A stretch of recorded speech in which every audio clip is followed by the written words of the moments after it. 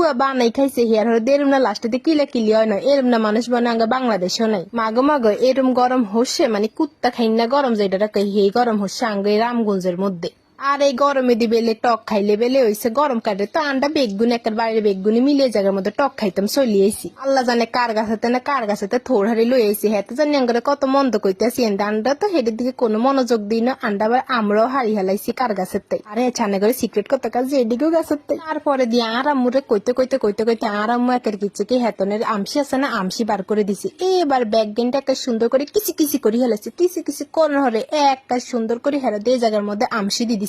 দি